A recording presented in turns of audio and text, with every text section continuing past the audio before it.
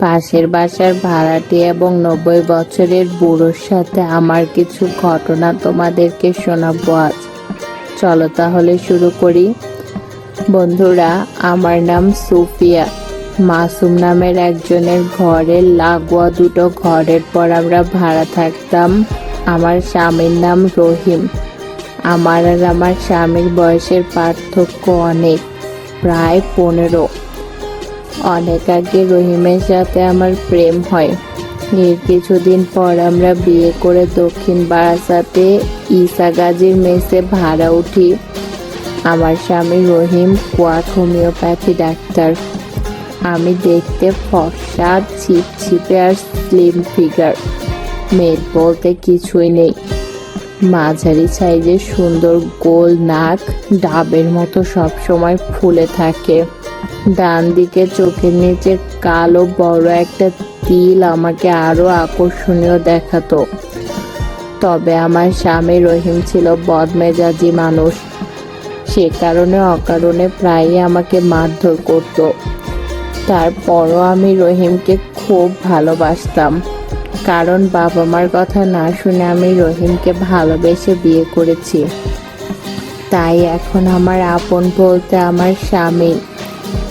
আমি জানতাম বাবা মাকে এসব ঘটনা বললে তারা বলবে, যেহেতু তুই পছন্দ করে বিয়ে করেছিস সেখানে আমরা কিছু বলতে পারবো না। একদিন আমাদের ভাড়া বাড়ির ছাদের উপর আমি আর আমাদের প্রতিবেশী মাসুম গল্প করছিলাম। সেদিন আমি ওকে আমি আর আমার রহিমের প্রেমের কাহিনী শোনালাম। এক সময় মাসুম আমাকে জিজ্ঞেস করলো, আচ্ছা সুফিয়া, তুমি তো রহিম ভাইরে অনেক ভালোবাসো, তবু উনি কেন তোমাকে এত মারধর করে? আমি মাসুমকে বললাম, আসলে আমার স্বামী মানুষ হিসেবে খারাপ না, কিন্তু রাগটা একটু বেশি। তাই ও রেগে গেলে ওর আর কোনো হিতাহিত জ্ঞান থাকে না। স্বামীর দোষ ঢাকতে রহিমের ব্যাপারে কিছু গুণ কীর্তনও করলাম। এর সপ্তাহখানেক পরের কথা। রহিম রাগের মাথায় আমাকে তালাক দিয়ে ফেলেছে। তাই এখন আমাকে হিলা বিবাহ করতে হবে, অর্থাৎ অন্য কাউকে বিয়ে করে তার কাছ থেকে আবার তালাক নিলে তবে আমি রহিমের সাথে সংসার করতে পারবো। আর এই হিলা বিবাহের আগে আমি রহিমের সাথে থাকতে পারবো না।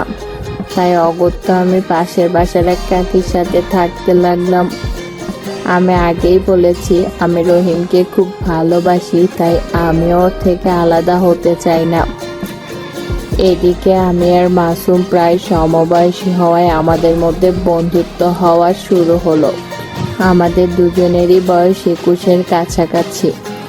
মাসুমের উচ্চতা খুব বেশি নয়, 5 ফিট 2 ইঞ্চি, তবে বেশ স্বাস্থ্যবান এবং সুঠাম দেহের অধিকারী। আমি লক্ষ্য করেছি ও ঘন্টার পর ঘন্টা শুধুমাত্র আমাকে দেখেই দাঁড়িয়ে থাকে।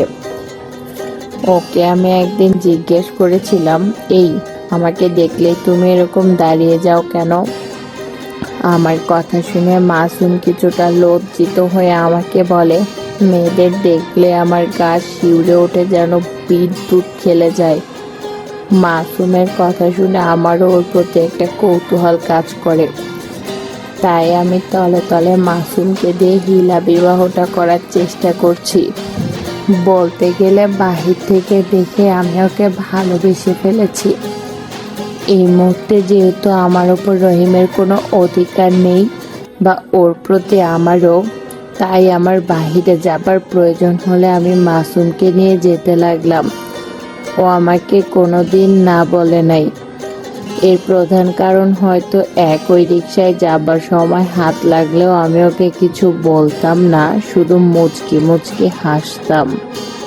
একদিন মেসে কেউ ছিল না, সালটা 1992 হবে। দুপুরে আমি মাসুমের ঘরে ঢোকার সাথে সাথে ও আমাকে জড়িয়ে ধরে আলতো করে একটা কিস করে দিল, আর এতে আমি ইস করে উঠলাম। তখন আমি ওকে আটকাতে লাগলাম, কিন্তু পারলাম না। এরপরও পুরোপুরি হাতের কাজ শুরু করলো, আর সেই থেকেই আমার আর মাসুমের প্রণয় শুরু হলো। সে বছর এই গরমের বিকালবেলার কথা। আমি মাসুমকে বললাম, মাসুম ভাই, আমি বাপের বাড়ি যাব, আমার সাথে যেতে পারবে? মাসুম আমাকে বলল, কখন আসবে?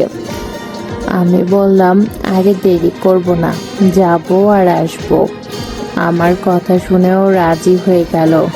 আমরা মুড়ি চানাচুর, চা, আম খেয়ে বের হলাম। এক সময় আকাশ অন্ধকার করে আসলো।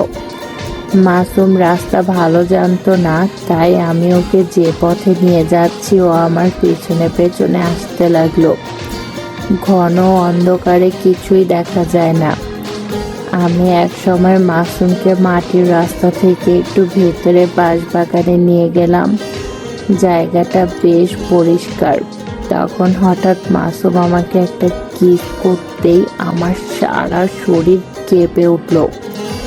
তাই আমি ওকে জড়িয়ে ধরে পাল্টা উত্তর দিতে লাগলাম।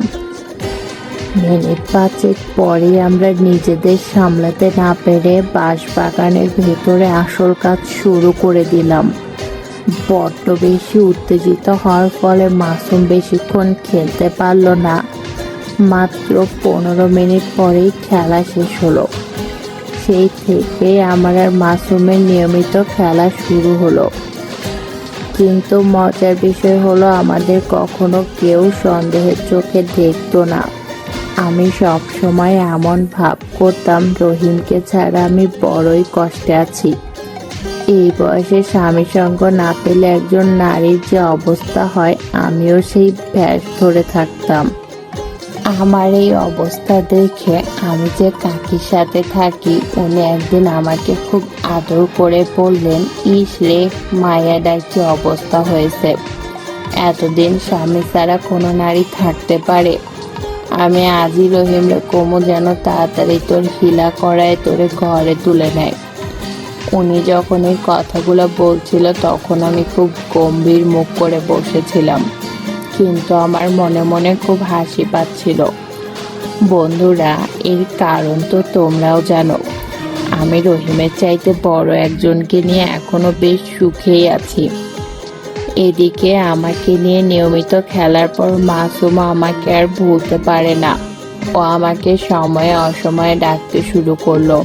কখনো কখনো না যেতে পারলেও পাগলের মতো আচরণ করা শুরু করে দিত। তবে সত্যি বলতে ওর পাগলামোগুলোকে আমার খুব ভালো লাগতো।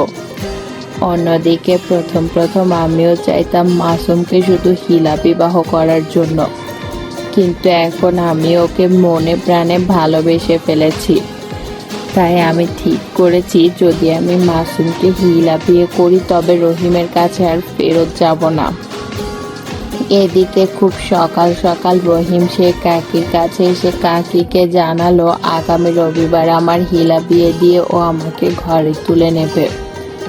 রহিমের কথা শুনে কাকি হাসি মুখে ঘরে এসে আমাকে বলল, কই রে সুফিয়া, তোর জন্য সুখবর আছে। আগামী রবিবার রহিম তোকে ঘরে নিতে যাচ্ছে। কাকির কথা শুনে আমি খুব একটা খুশি না হয়ে ওনাকে বললাম, কিন্তু কাকি, ও যদি আবার আমার সাথে আগের মতোই আচরণ শুরু করে তখন কি হবে? আমি তো সইতে পারবো না, কইতেও পারবো না। অথবা রাগের মাথায় আবার যদি আমাকে তালাক দিয়ে বসে। আমার কথা শুনে কাকি আমাকে বলল, আরে পাগলি মাইয়া গো, মতো পুরুষরাও একা থাকতে পারে না। এতদিনে রহিমের শাস্তি হয়ে গেছে, দেখবি ও আর তোর সাথে আগের মতন কিছুই করব না। এবারে ও সত্যিই তোরে ভালোবাসবে। রাত্রিবেলা খাওয়া দাওয়া করে আমি বিছানায় শুয়ে শুয়ে নানান কিছু ভাবতে লাগলাম। আজ শুক্রবার, মাঝে শুধু আর একটা দিন মাত্র, তারপরেই আমাকে আবার রহিমের কাছে ফিরে যেতে হবে। যদিও আমি একসময় রহিমকে মনে প্রাণে ভালোবাসতাম, কিন্তু এখন আর আমি ওকে চাই না, কারণ মাসুমও আমাকে ভালোবাসেন। শুধু তাই না, ও আমাকে বোঝে, আমাকে সম্মান করে। পরের দিন ঘুম থেকে উঠে আমি মাসুমের সাথে দেখা করে বিষয়টা জানালাম। আমার কথা শুনেও বেশ ব্যথিত হলো, কিন্তু আমি ওকে অভয় দিয়ে বললাম, তুমি একদম চিন্তা করিও না, আমি সব সামলে নেব। হয়তো আমার কথায়ও পুরোপুরি আশ্বস্ত হতে পারলো না, কিন্তু ওর মুখটা খানিকটা উজ্জ্বল হয়ে উঠল। যথারীতি রবিবার চলে আসলো। বাসের উঠানে 8-10 জনের একটা জটলা বসেছে। সেখানে মাসুমও উপস্থিত ছিল। এক সময় সিদ্ধান্ত হলো প্রায় 90 ছুঁই ছুঁই তসলির মিয়ার সাথে আমার হিলা দিয়ে তারপর তালাক নিয়ে রহিমের সাথে আমার আবার বিয়ে পড়ানো হবে। কিন্তু আমি মনে মনে ঠিক করে রেখেছিলাম রহিমের সাথে আবার আমার বিয়ে দেওয়া হলেও আজ রাতে আমি মাসুমকে নিয়ে পালিয়ে অন্য কোনো শহরে চলে যাব। তাই কাজী সাহেব আর দেরি না করে বৃদ্ধ তসলির মিয়ার সাথে আমার বিয়ে পড়িয়ে দিলেন। কিন্তু কিছুক্ষণ পর যখন আমাকে তালাক দেবার জন্য বুড়োকে বলা হলো, তখন তসলির মিয়া সরাসরি সবাইকে জানিয়ে দিল শরিয়া মোতাবেক আমি সুফিয়াকে বিয়ে করেছি। ও এখন আমার বিয়ে করা বউ। ওকে তালাক দেয়া না দেয়া সম্পূর্ণ আমার ব্যাপার। আমি ওকে তালাক দেব না। সেই রাতে তসলির মিয়া আমার যেভাবে লাগালো তা বলে বোঝাতে পারবো না। মাসুম এত ভালো করে লাগাতে পারিনি। 2 বছর পরের কথা। আমার এখন এক ছেলে সন্তান। ভালোই দিন কাটাচ্ছি। ও সরি, কি ভাবছো তোমরা? কে করলো এই কাজ? কে আবার? তসলির মিয়া। বয়স হলেও সে যে ভালো খেলতে পারে তার প্রমাণ তো পেয়েই গেছো।